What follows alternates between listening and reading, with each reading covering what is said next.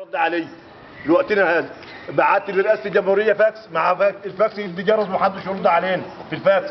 اللي برضه السفير الليبي في مصر في اسكندريه تليفونه ما يردش علينا. نزلت صور ابن اخوي والخمسه اللي معاه على النت علشان اذيع الخبر لوقتنا هذا. لسه جايين النهارده، اول ناس تجي لنا النهارده وامبارح بالليل يصوروا معانا وكلمونا وشوفونا عايزين ايه، واحنا بنجري في الدنيا ما احناش عارفين نعمل اي حاجه.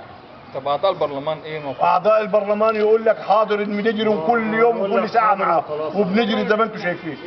بقالنا من يوم الخميس لوقتنا هذا لهم وقال لك احنا بلغنا المحافظ ومدير الامن اعضاء البرلمان. سيادتك بلغنا بلغنا بيقول لك بلغنا المباحث بتاع ديت الخبرات، واحنا ما حدش لغايه وقتنا هذا يا سعاده البيب. قالنا النهارده اعتبار 5 يوم او 6 يوم ما فيش اي حد يجي جبر بخاطرنا وقال الله يعينكم ولا احنا بنجروا معاكم. وبهدله في اللجنه، المشكله في البهدله. والعيال كل يوم على الله كل يوم على الله. انا واحد من الناس ابن اخويا النهارده اتصل بيا قال لي يابا بيع الشقه اللي انا قاعد فيه وطلعني للعيال عشان اربي عيالي. مين اللي هربي عيالي يعني لما اموت هنا؟ انا محطوط انا الناس ضاربين واحد بالنار قدامي موتوله النهارده. قال لك ايه؟ قال لي ضاربين الناس موتين واحد من غيرهم غير الخمسه موتوله النهارده هناك. يعني اهل وبعايط.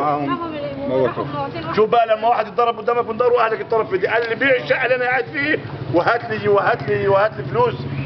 طيب انا لميت فلوسه من الناس من البلد والناس ساعدتني، والوقت مانيش عارف اودي الفلوس فين. لا انا عارف اودي لابني ولا عارف اوصل له ولا عارف اطلعه.